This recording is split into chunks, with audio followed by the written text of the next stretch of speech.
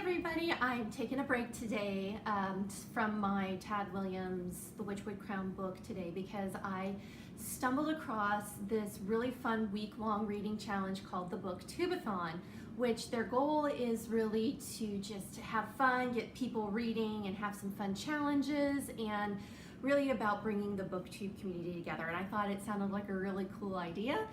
Granted, I think I'm going to be on the older end of the spectrum of participants, but it sounded really fun. I set a goal this year for myself to read 30 books, and at the midpoint of the year, I'm a bit over. I'm ahead of where I need to be, but I know that once school starts back up for the kiddo and for myself and my master's program, having a nice little book challenge to hopefully bump me along and put me a little bit more ahead of schedule is gonna probably be what I need. So, but real quick, have you guys ever noticed that when you read a fantasy book, they always eat meat and cheese and bread, and they eat it quite often, and you find that you get really hungry for summer sausage and bread and cheese? Does that happen to anybody else? I'm just curious because it happens to me. So, but let's get in. So this is my to be read pile for the challenge, and so I'll go through each of the reading challenges that they presented that you can participate alongside in and give you a little background on it. I normally don't build to be read lists for the month or for the year. I really like there just to be room for me for what I'm feeling, how much time I have, what time of year it is, because I learned my lesson with The Book Thief and reading that in January. So I just usually go with the flow. So I picked a list, I set it, and we're gonna try to do it. So the first book, the challenge is to read a book with a person on the cover. And that one I picked The Paris Winter. And this, I did take a quick look inside of it. It opens in 1909 in Paris. It's about a young gal who goes there to go to art school and gets caught up and winds up going into poverty and finds a house to, brother and his sister take her in, and she works around the house and she's pulled into their world. And I saw the first blurb on this one, and I have read, this is from the author who wrote Call Me Zelda, which I really did like. And it says that Robertson's dark tale in the city of life will haunt the reader long after closing its pages. So I have some high hopes for this one. Let's hope I'm not disappointed. The second challenge was to read a book that's been hyped on BookTube, and I believe the Midnight at the Electric is making its rounds around BookTube. And so I picked this one up yesterday, where I told myself I was only gonna buy 2 books, but then I ended up buying 4. 2 of the books were 2. Anyway, but I was really excited when I opened this up and read a little bit more about it. It follows 3 storylines during 3 time periods and then wraps them all together. But one of those storylines takes place in Kansas, and so I don't see Kansas a lot in books, and I'm really excited to read this one and see how Kansas is represented in it. So the third challenge is to read a book in one day, and for that one I picked Hallelujah Anyway, and this is just a little meditation self-improvement book. It's about rediscovering mercy, and it's got a nice bright orange cover, and I think it's only 170 some-ish pages, so I'm hoping this will be a nice one sitting, can get that knocked out in a couple hours and get that off of the list. The fourth challenge was to read a book whose character is very different from you, and for this one, this is The Travels of Daniel Asher. And I picked this more for Daniel. When I was reading through the blurb, it sounds like the narrator may be female, but I did pick this more because of Daniel Asher and being different from him. So this one, he does sound like he fought, may have participated. There's some mystery about that in World War II. And so where he's different than me is he's older than me. He is a male. And that's why I picked what I picked for the big differences. There's also this mystery around whether or not he's this famous author or if he's just bringing these authors' stories and spinning them and trying to pass them off as his own and as his life. And so that's a part of the mystery that's getting figured out in this book by our narrator. So this one is, again, for the book where the character is very different from me.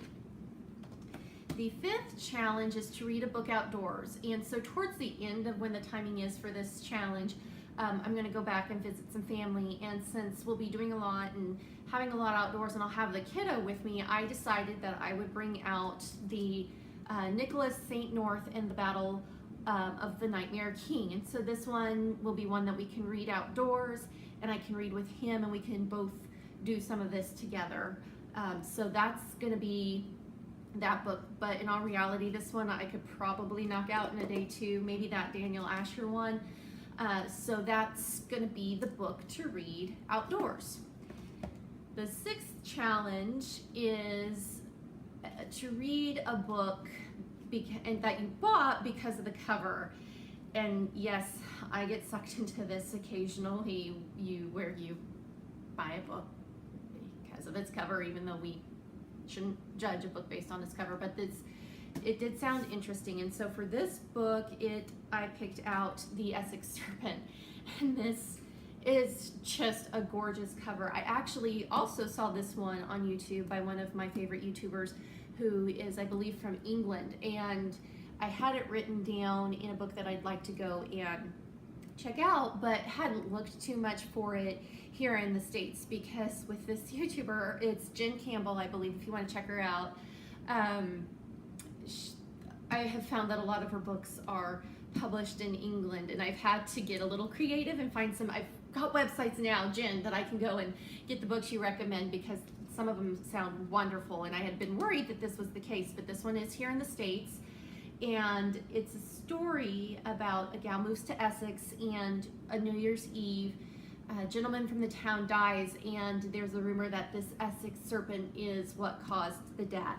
And this book just has some of my favorite things about books. It's a nice hardcover. It's not too big, it's bigger, but then it's got the nice rippled, uneven pages here at the end, and it's just a beautiful mustard yellow that's on the inside. It's just a gorgeous, gorgeous book, and pretty much one when you walk in the bookstore, you see it. It's been on YouTube. You just tell the bookseller, take my money. So this was my take my money, bought it for the cover book. The last challenge is to read 7 books in 7 days. And I tried to pick shorter books because with working full-time and having the trip at the end of the challenge, I'm not sure. My goal is really to get 4 books read doing the BookTube-a-Thon challenge, but I did go ahead and pick 7 just in case it's possible. And so the 7th book I picked was Trial by Fire, and I believe this is going to be a trilogy, and this one's been sitting on my bookshelf to be read pile for quite a long time, a couple of years, about the same as the Daniel Asher book. So I grabbed it, and this is a story about a gal who has very severe allergies in our world, in our universe.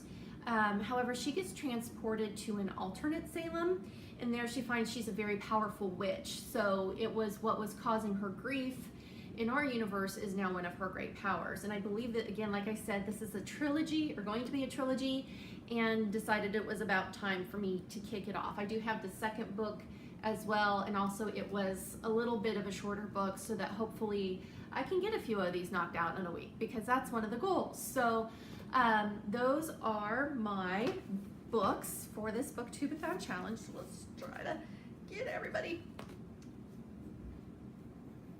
together here. So those are my 7 that I've picked. There is a recommended group read book. I don't know if I'll do that. My thought is maybe I might try to see if that one's available as an audiobook. I don't do too well with audiobooks, but since we've got a long drive, I figured, yeah, why not? Let's try it. So that may be something I try to accomplish as well, but we'll see. No promises. So hope everybody enjoyed the check-in, and I'll keep you posted through the BookTube-a-Thon, which is July 24th through the 30th. Again, I'll post information for where you can go find the YouTube channel for that. in the description of this video, and I hope you guys enjoyed, and let me know in the comments if you think any of those books sound good, or if you have read any of them, let me know what you think, good or bad, because if you think it's really bad and my habit of slowing way down when books are bad, we may do some alternates and switching. So I hope you guys are having a wonderful day, and until the next time, I'll see you then. Hope you guys have happy reading. Bye.